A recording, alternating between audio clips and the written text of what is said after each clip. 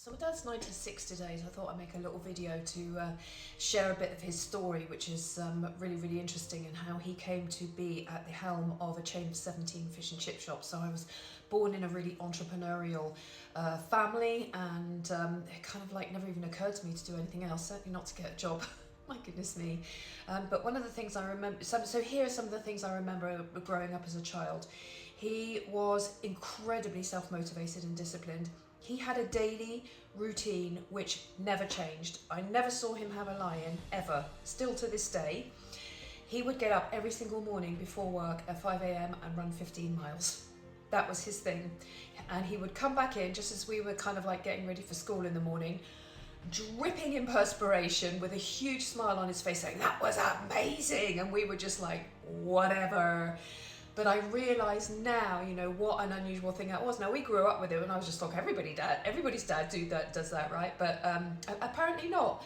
He was also an incredible marathon runner, and he always used to really, really, really put the emphasis on having good health, because he said if you don't have your health, you can't do anything else. And of course, I know that that sounds like an obvious thing to say, but it really, really was the guiding light of his life. He was head of the Poole Athletics club for many, many years. And in terms of his business acumen, one of the things that was really interesting, he was incredibly artistic, talented, and creative.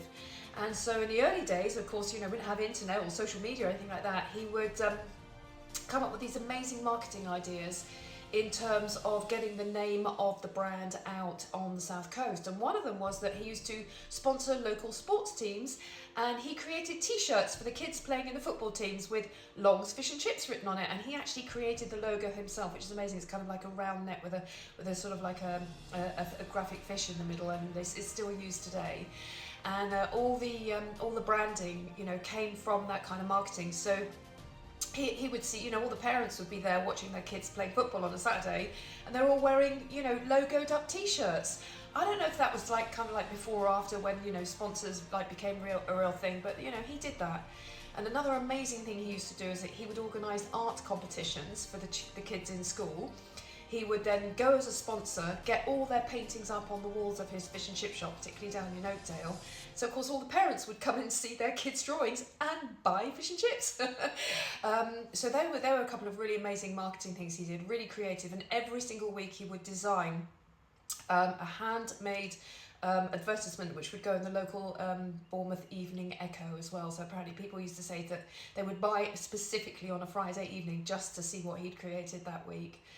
And then from an employer point of view, he was really, really sort of like caring for his employees.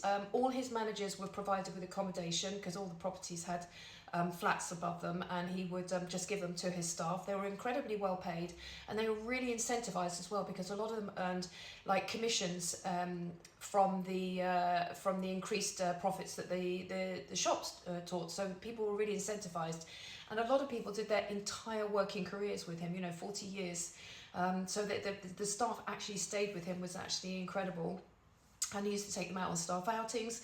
And every Christmas as kids, we would go around with a cart full of food boxes, which had, you know, sort of like bottles of wine and chocolates and cheese and all that kind of thing. And we would go to every single manager's house on Christmas morning, delivering these parcels to the managers and assistant managers of all the stores.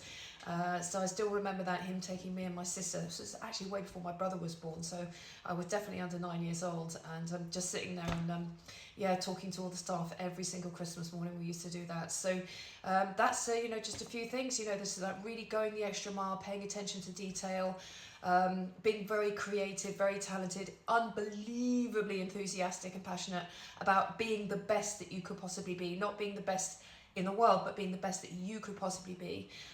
Honestly, as a young child, I found it both inspiring and a bit exhausting. But now looking back, I realise, you know, what an absolute genius he was in his own lane, and how he brought the whole fish and chip world to a completely different level.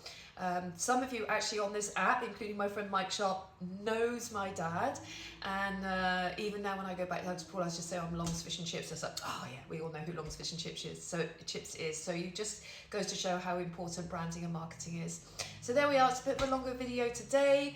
I'm sure there's a million other things I wanted to share, but they're the things that are fresh in my mind right now about my old man, 96 today. Still does his exercises 3 times a day to try and keep fit and healthy. He does have some health challenges, but they're not life-threatening, thank goodness. And you know, here's to at least another 4 years so he makes triple figures. All right, have an amazing bank holiday weekend, everyone. Take care and see you soon. Bye now.